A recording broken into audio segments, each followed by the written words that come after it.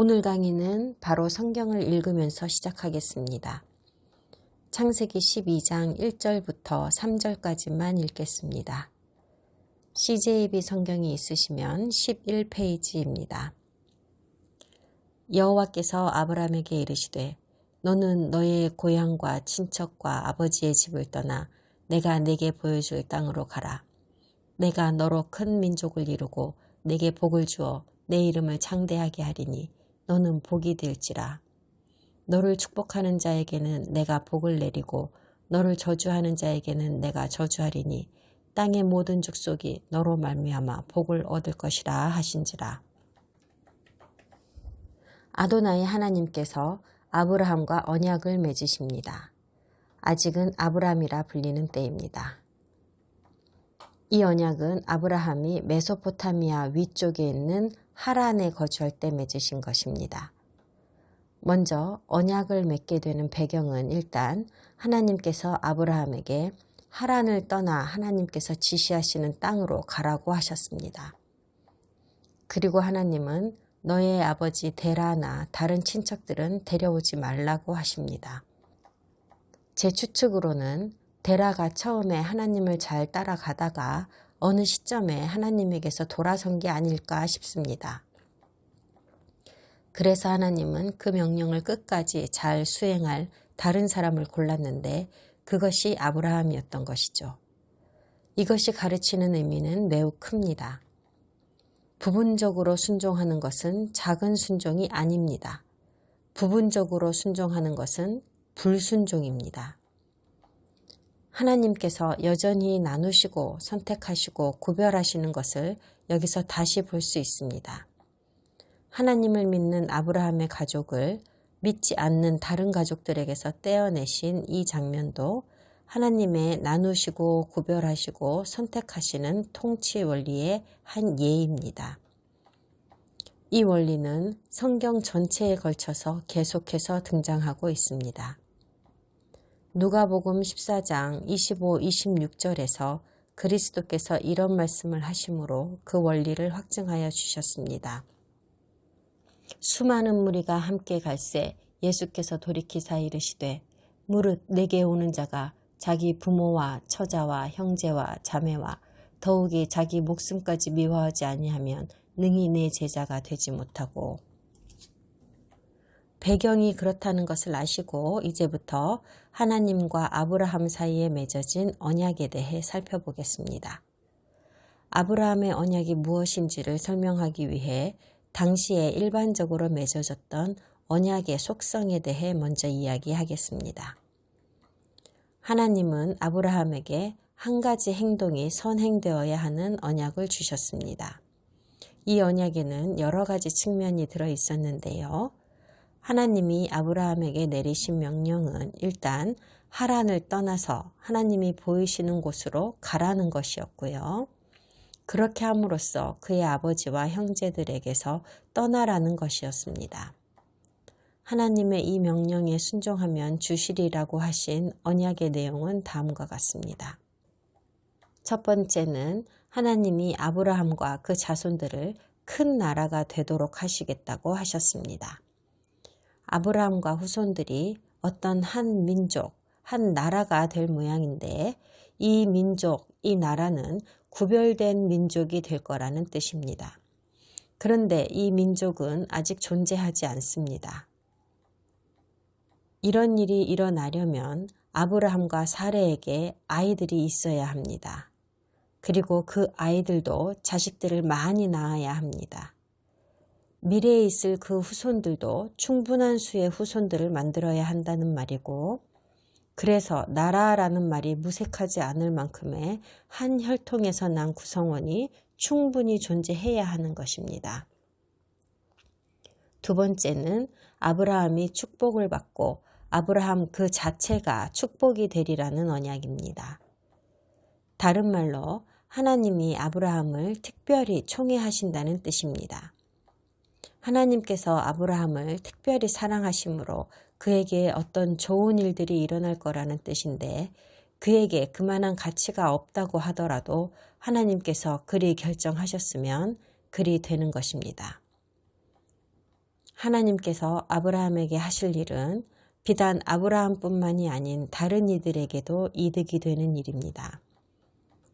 아브라함이 하나님께 순종한다면 이로써 다른 사람들에게도 축복으로 이어집니다. 세 번째는 하나님은 아브라함을 축복하는 자를 축복하시고 아브라함을 저주하는 자를 저주하시겠다고 언약하십니다. 여기서 저는 경고 표시를 하나 띄우고 빨간 사이렌을 울리고 싶습니다. 이것은 절대로 허풍이 아닙니다. 하나님께서 아브라함에게 생색을 내시는 것도 아니고 그저 그의 기분을 좋게 하시려고 다독거리며 하시는 말씀도 아닙니다. 이것은 하나님의 경고입니다. 아브라함한테 하시는 경고가 아니라 그 시점 이후로 세상에 존재할 모든 인류에게 하시는 경고입니다. 하나님은 세상의 모든 인류가 아브라함은 하나님에게 선택받은 자임을 알고 마땅히 그를 존경하기를 원하십니다. 반대로 말하면 누구든지 아브라함의 대적이 되는 자는 그분께서 개인적으로 상대하시리라는 말씀입니다. 하나님께서 아브라함 편에 서 계십니다. 아브라함을 대적하는 자들에게는 하나님께서 직접 맞서십니다. 좀 더 확장해서 보실게요. 성경에서는 하나님이 아브라함 개인만을 일컬어 말씀하시지 않았습니다. 아브라함의 혈통을 말씀하셨습니다. 특별히 아브라함으로부터 나오는 그의 후손들이 이루는 나라와 민족을 말씀하신 겁니다. 이 특별한 나라를 이루는 민족은 누구입니까? 이 언약을 받은 특별한 민족은 바로 이스라엘입니다. 아브라함은 많은 자녀들이 있었지만 그중 오직 한 명의 후손들만이 이스라엘이라는 나라를 이루었습니다. 그러므로 아브라함의 모든 후손이 이 축복과 경고의 대상이 되는 것은 아닙니다. 이미 수차례 말씀드렸듯이 하나님은 언제나 나누시고 선택하시고 구별하십니다. 아브라함은 벨렉으로부터 났는데 벨렉은 셈의 자녀들 중 선택된 자였습니다. 셈은 노아의 자녀들 중에서 선택받은 자였고 노아는 아담의 자녀들 중에서 또 선택받은 자였습니다. 이 당시 아브라함에게는 많은 아들들이 있었는데 그중 하나 특별히 선택되고 구별된 자가 있었습니다. 하나님께서 나누시고 선택하시고 구별하셔서 만들어진 대상을 우리는 흔히 약속의 사람이라는 말로 표현합니다. 일반적으로 이 약속의 사람은 아브라함에게서 시작되었다고 여기고 있지만 성경은 이 약속의 사람이 셋에게서 시작되었다고 말씀하십니다. 네 번째는 하나님께서 아브라함의 이름을 크게 하시리라고 하신 언약입니다. 아브라함의 이름은 모든 인류에게서 높임을 받습니다. 이름은 평판, 명성을 말하는 것임을 기억하세요. 하나님은 아브라함의 명성을 위대하게 하셨습니다. 매우 놀라운 증거로 4,000년이나 지금 이 시대에 지구의 절반 이상의 인구가 3대 유일신교를 믿는데요. 3대 유일신교란 기독교, 유대교, 그리고 이슬람을 말하고 이 종교들을 믿는 그 많은 사람들이 모두 아브라함을 그들의 조상이라고 믿고 존경합니다. 다섯 번째는 하나님께서 세상의 모든 가족을 축복하시기 위해 아브라함을 사용하시겠다는 언약입니다. 하나님이 아브라함을 통하여 하시고자 하는 일은 아브라함 혼자만 복 주시려거나 그의 후손들만 복 주시려는 것이 아닙니다. 또한 그로부터 나오는 특별한 민족인 이스라엘만 복 주시려는 것도 아닙니다. 선택하고 구별하신 아브라함을 통하여 온 세상의 모든 인류가 복을 받을 것입니다. 그럼 이제 성경적 언약, 계약의 의미에 대해 살펴보겠습니다. 모든 성경 원리 중에서 언약과 계약은 우리가 가장 잘 알아야 할 사항입니다. 계약의 과정을 통하여 하나님은 거룩하게 구별하신 백성 이스라엘을 만드셨고 우리는 언약을 통하여 하나님과 예수님을 믿음으로 영원한 파멸에서 구원받을 수 있기 때문입니다. 웹스터 사전에서는 계약에 대한 정의를 구속력이 있는 약속이라고 했습니다. 교회에서는 그들의 교리와 신학을 옹호하고 유지하기 위해서 이 정의에 동의했습니다. 또한 계약은 공식적인 약정이라고도 정의했는데요. 이 정의에 의구심을 가지는 사람은 없었고 21세기를 사는 서양인들에게는 계약이 이런 뜻으로 확실하게 인식되었습니다. 그러니까 우리 기독교인들도 계약이라고 하면 이런 정의를 먼저 떠올리게 되는 것이죠. 하지만 웹스터 사전이 요점을 놓치고 있었습니다. 계약이란 단어가 성경에서 쓰이면 어떤 의미가 되는지를 몰랐던 거죠. 하나님께서는 계약을 무엇이라고 정의하시는지를 몰랐던 거예요. 먼저 가장 중요한 포인트로 계약은 신성한 것입니다. 성경시대에 사람들끼리 맺어진 계약이라 함은 땅을 사고 팔 때나 동맹을 맺을 때나 전쟁을 일으키거나 평화협정을 맺거나 심지어는 우물에서 물을 공급받기 위해 우물 주인하고도 맺었던 것이었습니다. 계약은 상호간에 동의해야 하는 것으로서 쌍방이 서로 완전히 준행해야 하는 의무가 있습니다. 아니면 한쪽에게만 준수해야 하는 의무가 발생하거나 더 힘있는 사람이나 나라나 혹은 신이 사람에게 대하여 일방적으로 의무를 지우거나 할 수도 있습니다. 우리는 계약이라 하면 상호협정에 의한 약속이며 시민법정의 범위 안에서 효력을 가지는 것으로 생각합니다. 그러므로 계약은 서로의 방법대로 사람의 손으로 쓰여진 상호간의 합의사항이라고 보통 생각합니다. 우리가 입으로 한 약속이나 손으로 쓴 계약이나 이런 것들은 우리의 환경이나 시간 혹은 인위적인 이유들 때문에 언제든지 파괴되고 바뀌고 무효화되기도 합니다. 우리 사회에서 계약의 파괴에 대한 처벌은 비교적 가볍습니다. 보통은 금전적인 보상으로 해결되고 그런 일은 날마다 일어나고 있습니다. 법정에서 계약을 바꾸거나 무효화할 수도 있습니다. 남자와 여자 사이의 계약도 쉽게 깨집니다. 정부는 헌법을 만들기도 하고 국민과 계약을 맺기도 하고 그것들을 수정하기도 하고 다 없애버리고 아예 처음부터 새로 만들기도 합니다. 사람들은 일방적으로 혹은 쌍방 합의하에 마음을 바꾸고 약속을 깨고 계약을 부정합니다. 결혼 같은 계약은 이혼으로 깨어지며 계약의 파기에 대한 처벌은 비교적 약합니다. 그러나 성경적 정의의 계약은 절대 그럴 수 없습니다. 히브리어로 계약은 베리트입니다. 히브리어 어근은 바라이며 의미는 자르다, 나누다입니다. 이것의 의미를 아는 것이 얼마나 중요한지 곧 말씀드리겠습니다. 계약은 헬라어로 다이아티키라고 합니다. 다이아티키는 히브리어 베리트를 번역하기에는 아주 중요한 점이 빠져있는 단어입니다. 제가 여러 번 말씀드렸지만 언어와 문화는 항상 세트로 함께 작용합니다.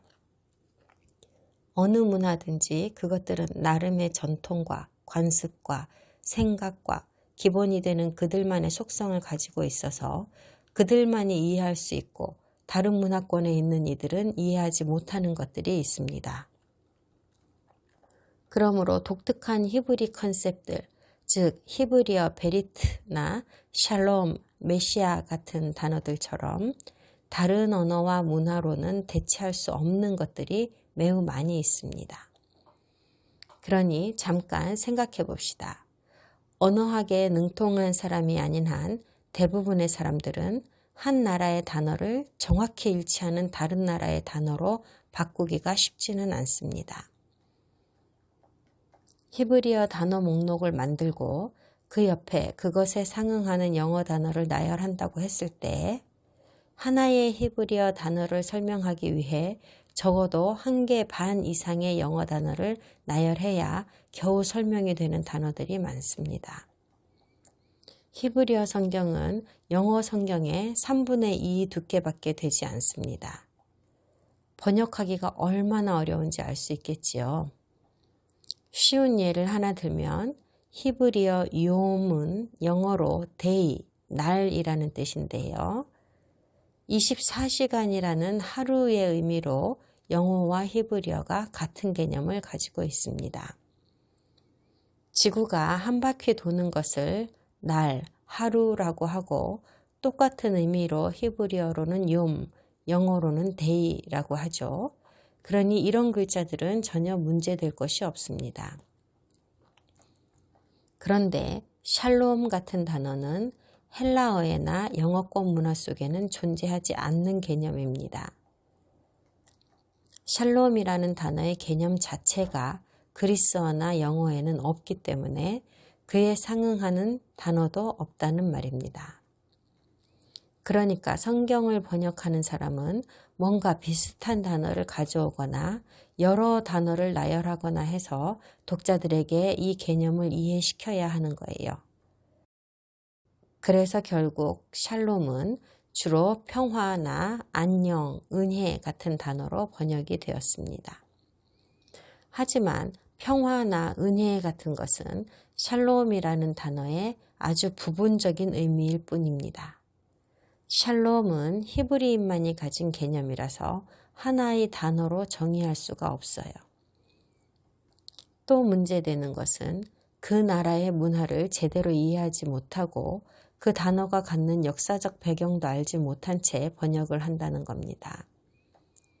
여러분이 프랑스어를 배우기 위해서 모든 프랑스 문화를 다 알아야 할 필요는 없습니다. 여러분이 히브리어를 배우기 위해서 히브리 문화를 다 알아야 할 필요도 없습니다.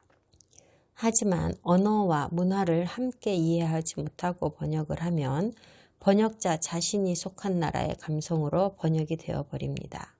그 나라 사람들의 감성이 아니라요. 이해가 되시나요? 그것이 성경을 번역하는 데 있어 가장 큰 문제가 되어 왔습니다. 저명한 성경 번역학자들이 히브리 문화와 개념에 대한 깊은 지식이 전혀 없었습니다. 게다가 더 기가 찬 것은 그들이 가진 히브리 문화의 편견 때문에 오히려 부정적인 시선에서 성경을 번역했다는 것입니다. 우리가 중국 가전제품을 사면 거기 따라오는 사용설명서에 가끔 정말 웃기게 번역되어 있는 것을 발견할 때가 있습니다. 제 손자들을 위해서 산 어떤 장난감의 설명서에서 이런 문구를 발견한 기억이 뚜렷합니다. 나사가 행복해질 때까지 조여주세요. 그 나사를 얼마나 조여야 그것이 행복해지는 겁니까? 중국 사람들이 생각하기에 꽉 조인 나사는 매우 행복한 모양이죠. 중국어 사전에는 행복하다와 적당하다가 거의 비슷한 개념으로 쓰여 있기 때문에 그렇게 된 겁니다. 하지만 미국 사람들 개념으로 행복하다는 살아있는 생물이 느끼는 감정적인 표현이지 어떤 물리적이나 기계적인 장치에 쓰이는 단어가 아닙니다.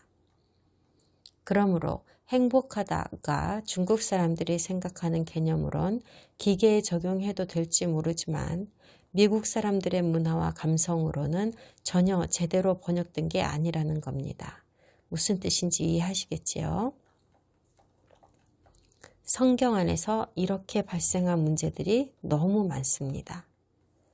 이런 기본 상식을 머리에 두시고 그럼 이 계약이라는 단어가 히브리 문화 속에서는 어떤 의미로 쓰였는지 이제 살펴보도록 합시다. 성경적 관점에서 볼 겁니다. 우리 서양인들이 사전을 보고 맘대로 해석한 정의 말고요. 신약 성경에서 그리스어 다이아시키로 번역된 히브리어 베리트는 영어나 그리스 문화권의 언어로는 딱 맞게 번역할 단어가 없습니다. 그래서 기독교인들이 이런 식으로 받아들였습니다. 사람이 유언장을 쓸 때 자신의 뜻과 명령을 살아있는 후손들에게 남기는 것 같은 개념으로요. 많은 교회들에서 계약을 이런 식의 개념으로 설명하는 설교를 저도 수도 없이 많이 들었습니다. 누군가의 유언장을 읽을 때의 장면을 한번 상상해 보세요. 결국 우리 문화 안에서는 유언장을 작성할 때의 상황과 성경에 쓰인 계약을 거의 비슷한 개념으로 받아들였다는 말입니다. 그런 개념을 가지고 계약이라는 단어를 성경에 대입시켰고 두 권의 성경이라 표현하기 위하여 구약과 신약이라는 이름을 짓기에 이르렀는데요. 틀렸습니다. 표적을 완전히 빗나간 해석이었습니다.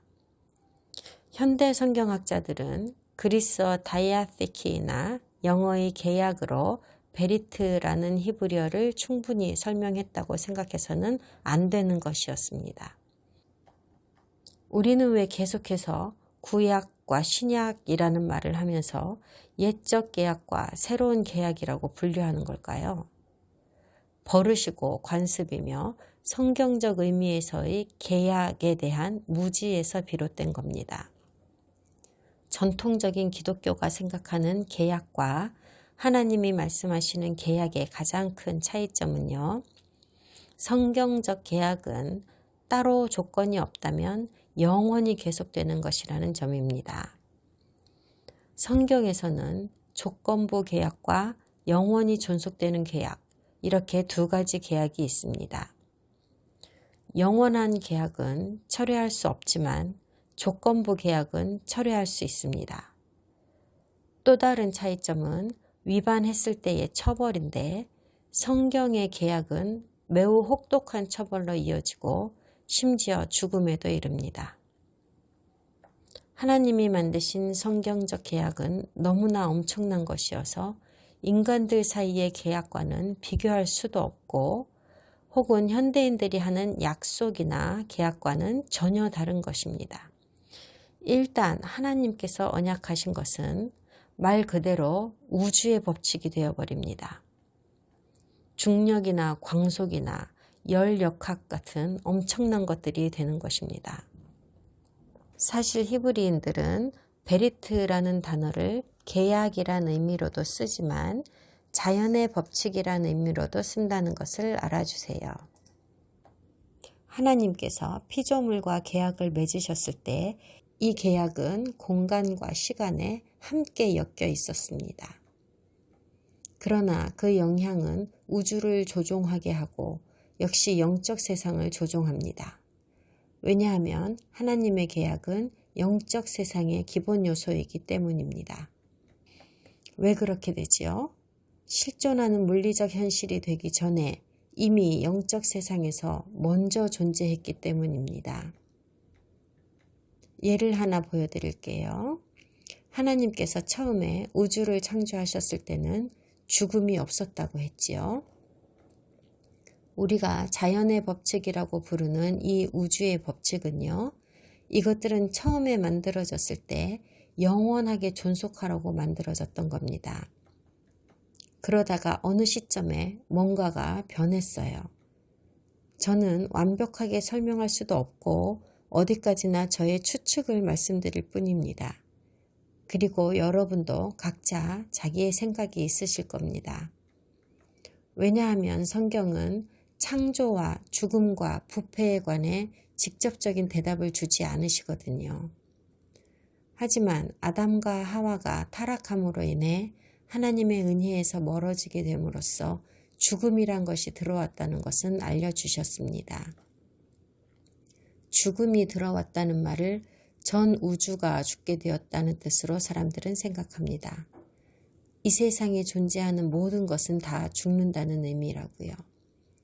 모든 행성과 달과 태양과 지구조차도요. 아니요, 전 그렇게 생각하지 않습니다. 성경에서 말하는 죽음의 의미는 생명이 끝나는 것입니다.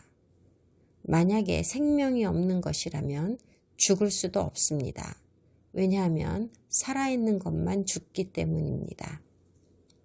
행성과 달과 별들은 존재하는 건 맞습니다만 살아있는 건 아닙니다. 성경이 말하는 죽음은 인간의 타락에 의해 생명들이 죽게 된 것을 의미합니다. 그러므로 인간의 타락이 우주의 부패를 가져온 것이 아닙니다. 그럼 무엇이 원인인가요? 제가 연구한 바로는 우주를 부패하게 만든 것은 아담의 타락과 똑같은 패턴을 가지고 있는 루시퍼의 타락에 의한 것입니다. 사탄, 즉 하나님의 대적의 타락 때문이었습니다. 이 패턴에 대해 다시 정리해 드릴게요. 앞으로도 계속해서 반복되는 것이 패턴이기 때문에 저도 계속해서 말씀드릴 겁니다. 성경의 사건들이나 가르침, 율법이나 하나님의 원리, 성경 안에서 이루어진 모든 결정들을 보면서 우리가 가장 자주 하는 질문이 있습니다. 왜? 도대체 왜? 왜라는 질문은 하나님께서 결정하신 일들에 대한 잘못된 질문입니다. 왜라는 것은 헬라적 발상입니다. 여러분은 성경에서 왜라는 질문의 답을 찾을 수 없는 경우가 대부분이었을 겁니다. 우리는 헬라적 사고의 영향으로 늘 왜라는 질문을 하고 과학적이고 논리적인 답을 찾으라고 배워왔습니다. 하지만 하나님은 우리에게 늘 패턴으로 설명하십니다. 하나님은 어떤 사건을 일으키시고 설명하고 묘사하십니다.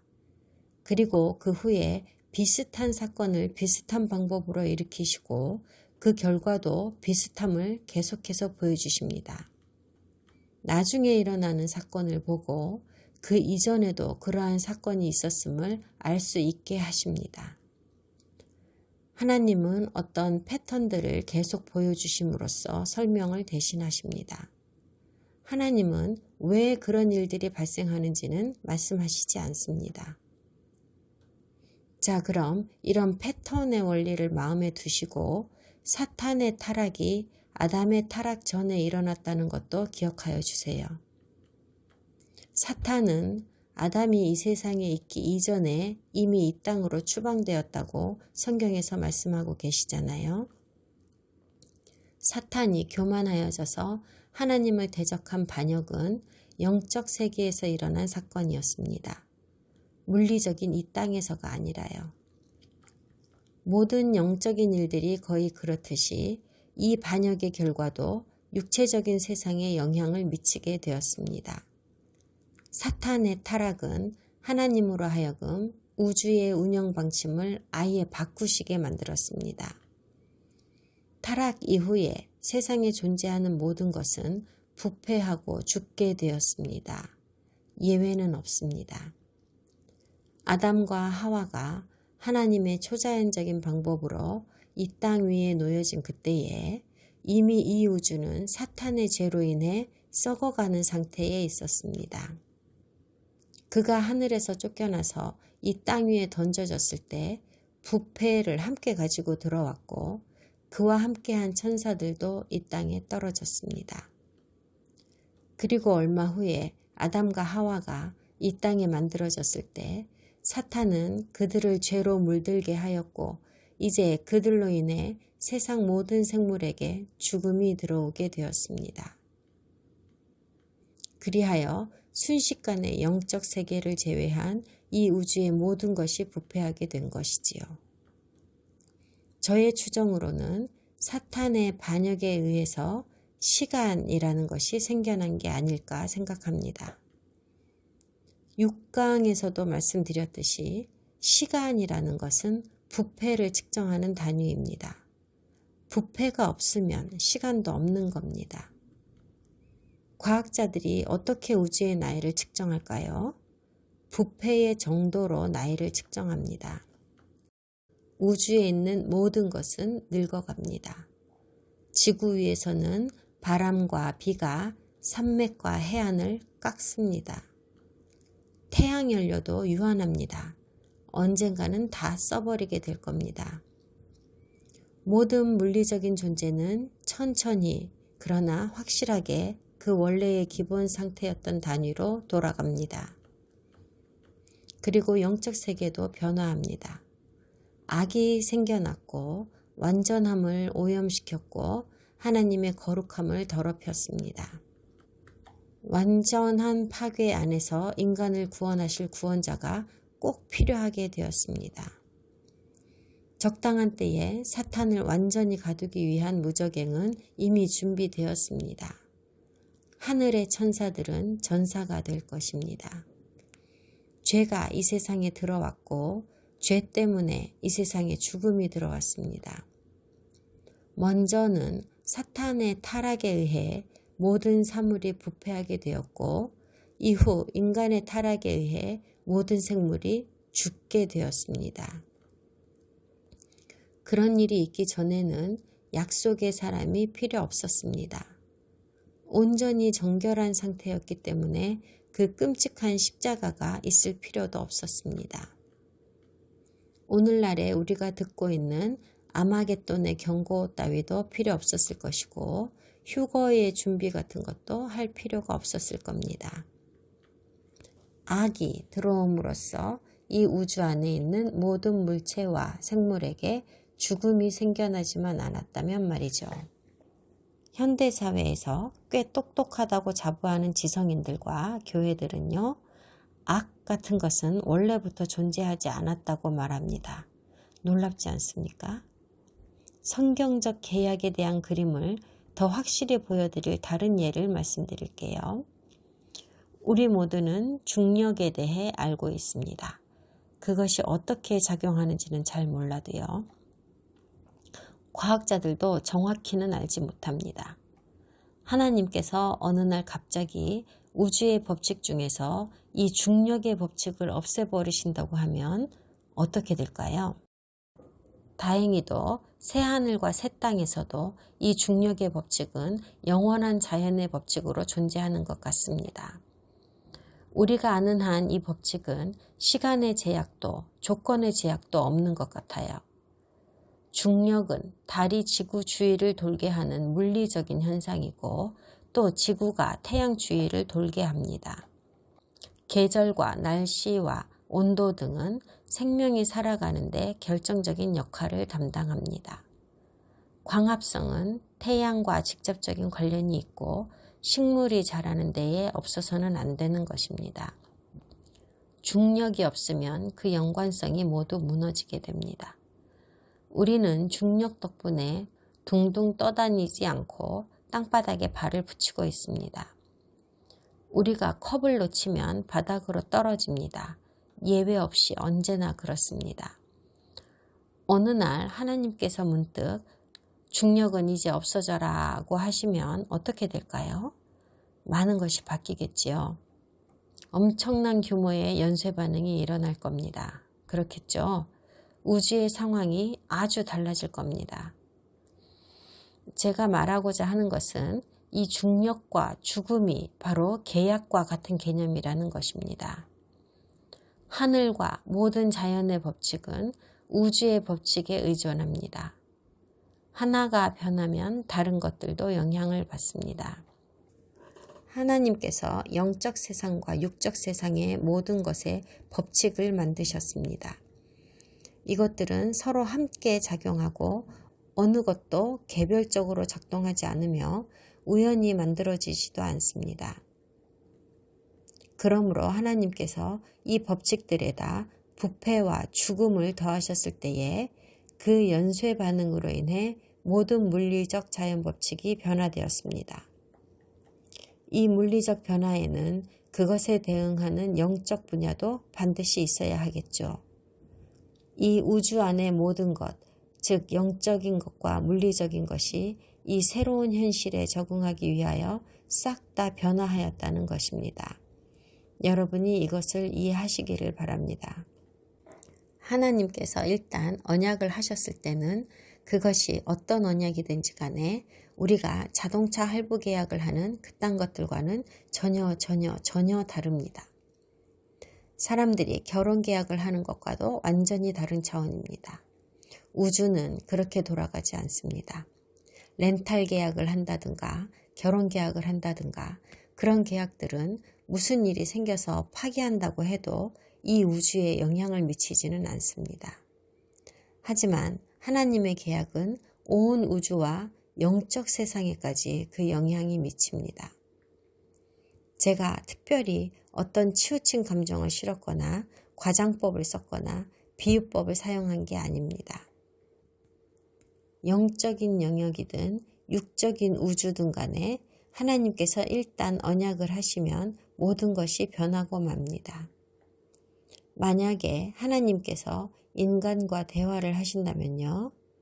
이건 아마도 여러분 모두의 평생에 걸친 소원일 테죠.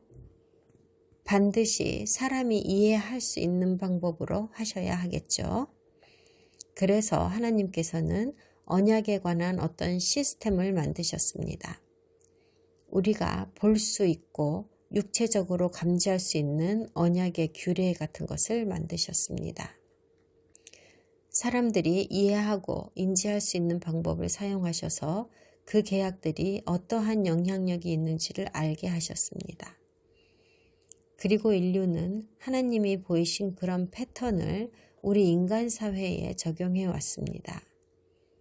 또한 성경은 인간들끼리 맺는 계약이나 인간과 하나님 사이에 맺는 계약의 방식이 아주 비슷하다는 걸 종종 보여주십니다. 가장 오래된 최초의 계약 방식은 자르는 계약입니다. 히브리어 베리트는 말 그대로 자르다, 나누다는 뜻입니다. 인류 역사상 제일 먼저 이루어진 계약의 방식은 쌍방이 칼로 자신의 팔을 자르는 의식이었습니다. 그리고 잘린 부분을 서로 갖다 대고 서로의 피를 섞었습니다. 어떤 문화권에서는 상대방의 상처에서 나는 피를 핥기도 했습니다. 각자의 신들의 이름으로 견고한 맹세가 이루어졌습니다. 계약은 신성한 것이기 때문입니다.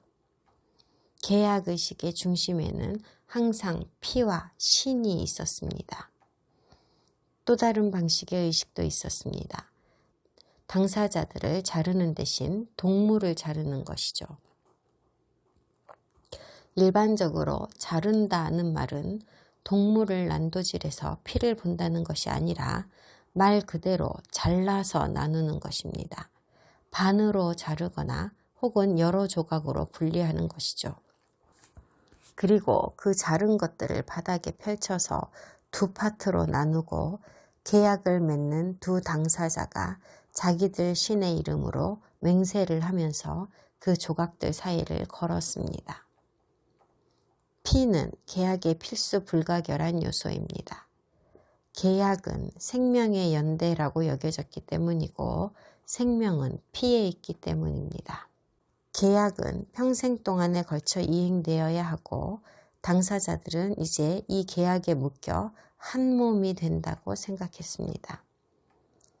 아브라함이 태어나기 수백 년 전에 하나님은 아담에게 생명은 피에 있다고 말씀하셨는데 인류가 그 말씀을 잊지 않고 있었다는 증거입니다.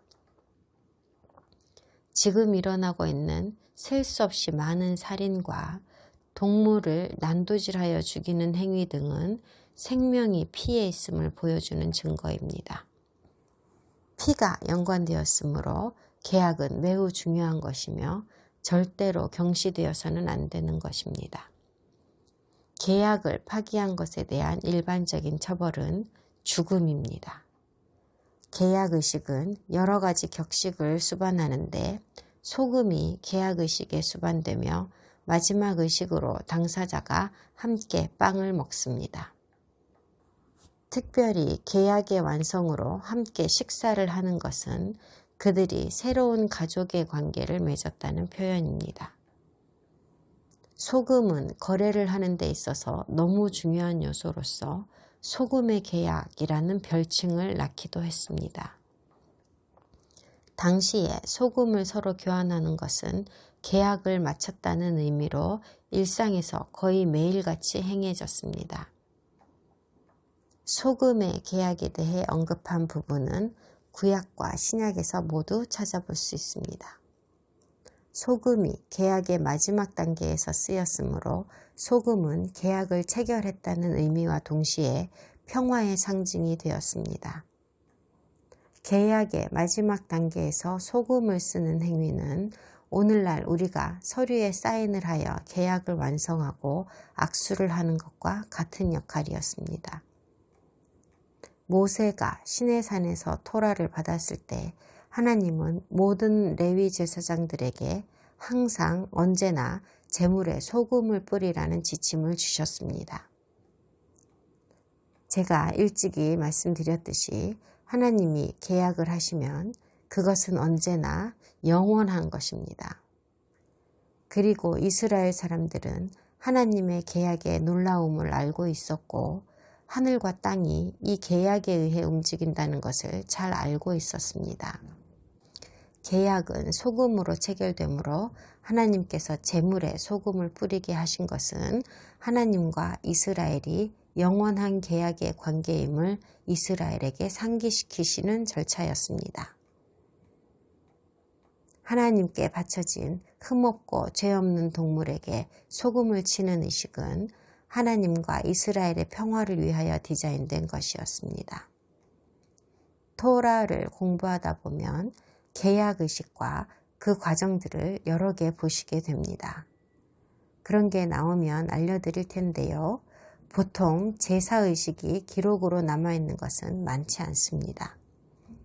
하지만 신약 성경에는 이 소금과 관련한 언급이 종종 등장합니다. 신약 성경에서 소금은 항상 중요한 제사의식의 요소로 표명되고 있는데요. 요리와는 전혀 상관없는 것입니다. 마가복음 9장 50절에서 예수님이 말씀하십니다.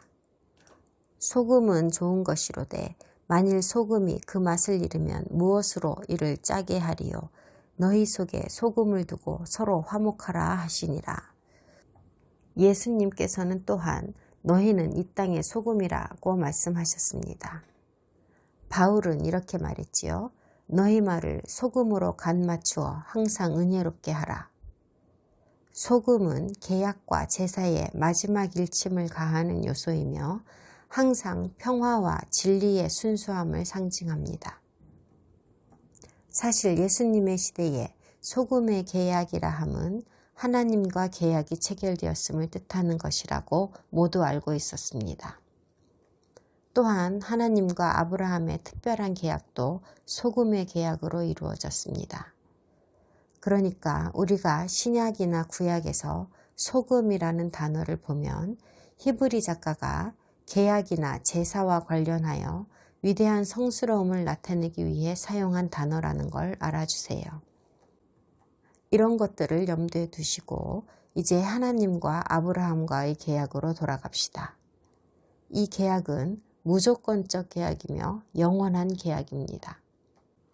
12절의 첫 세 구절은 하나님께서 아브라함에게 그를 큰 나라로 만들어 주겠다고 언약하시는 장면입니다.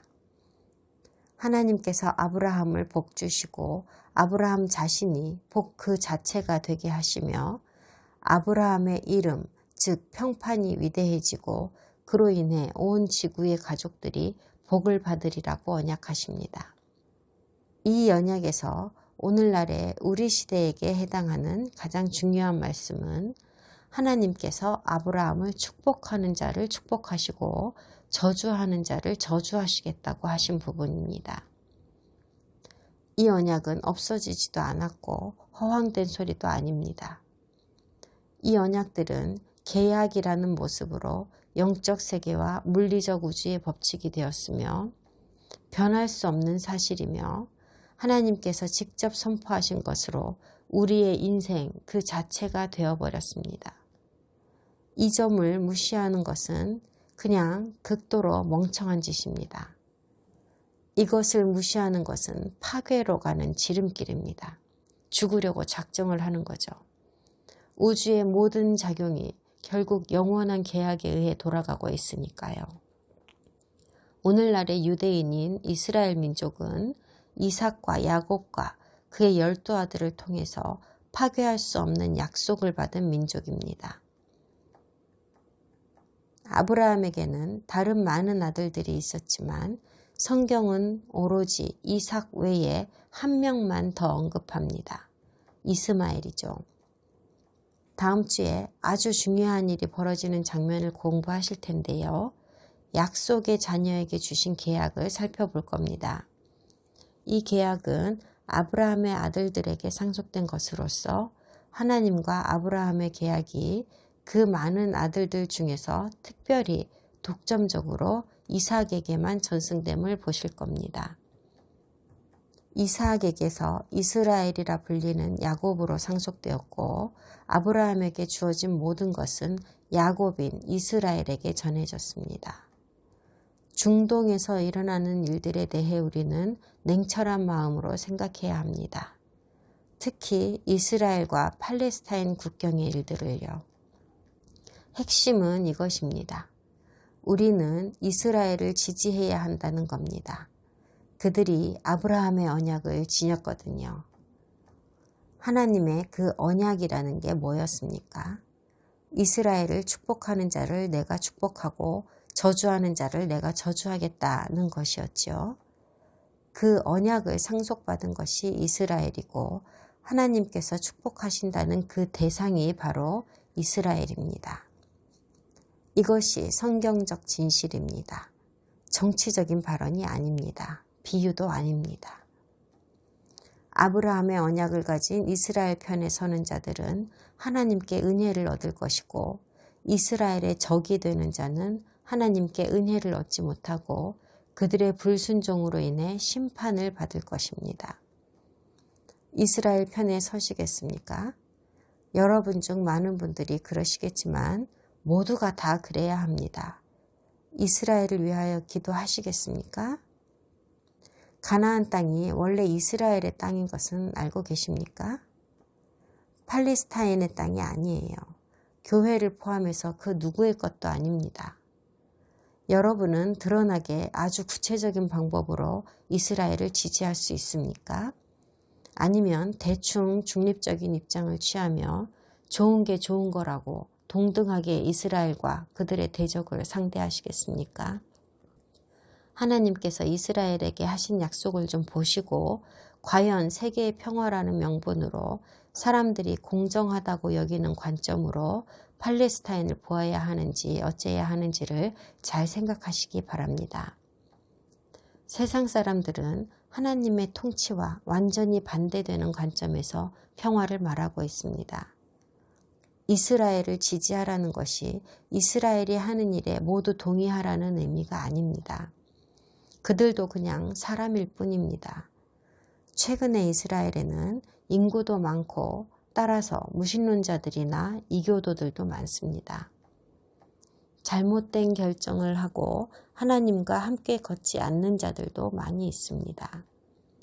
이스라엘을 지지하라는 것이 이스라엘 나라를 숭배하라는 뜻도 아닙니다.